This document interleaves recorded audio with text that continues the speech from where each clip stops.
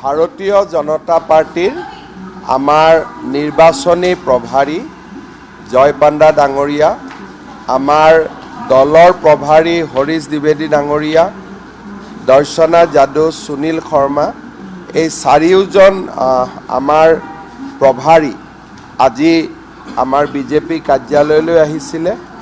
দিলীপ শইকীয়া ডাঙৰীয়া, মই, প্ৰধান বৰুৱা ডাঙৰীয়া, আমি কিছু সময় তেওঁলোকৰ লগত বহি প্ৰধানমন্ত্ৰী ডাঙৰীয়াৰ আগন্তুক অসম ভ্ৰমণ সম্পৰ্কে আলোচনা কৰোঁ আৰু আমাৰ দলৰ বুথ পৰ্যায়ত কেইটামান আমি কাৰ্যসূচী লৈছোঁ, সেই কাৰ্যসূচীকেইটা ৰূপায়ণৰ সম্পৰ্কতো আমি আলোচনা কৰোঁ আৰু দলৰ জিলাৰ প্ৰভাৰী সহপ্ৰভাৰীসকলৰ লগতো আজি আমাৰ এখন বৈঠক আছিলে, সেই বৈঠকতো ভাগ ল'লোঁ আৰু নিৰ্বাচনী দৃষ্টিকোণেৰে আমাৰ প্ৰস্তুতি যিটো হ'ব লাগে তাক আমি আগুৱাই লৈ গৈ আছোঁ।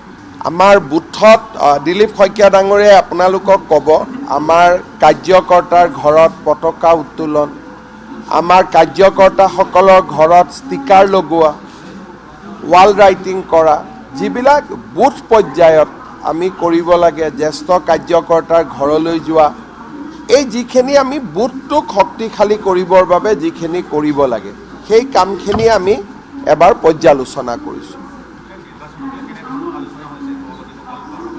নিৰ্বাচনী সম্পৰ্কত এইটোৱে আলোচনা যে মেৰা বুথ সবচে মজবুত, যে এতিয়া আমি জিলাত কাম কৰিব নালাগে, মণ্ডলত কাম কৰিব নালাগে, আমি বুথত গৈ কাম কৰিব লাগে। এইটোৱে হ'ল গোটেই আলোচনাৰ মূল বিন্দু বা কেন্দ্ৰ বিন্দু। এতিয়া বিজেপি দলৰ দৃষ্টি বুথলৈকে আমি যাব লাগিব।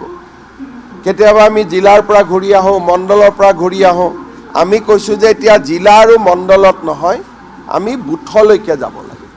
গতিকে আমাৰ দলৰ কিছুমান কাৰ্যপ্ৰণালী আছে, যেনেকৈ আমি বুথত সংগঠন কৰোঁ, বিস্তাৰকসকল যায়, মণ্ডলত আমাৰ বিস্তাৰক ওলায়, এই গোটেই আমাৰ সাংগঠনিক শক্তি যি ধৰণে আমি বঢ়াব লাগে আমি কামখিনি কৰি আছোঁ।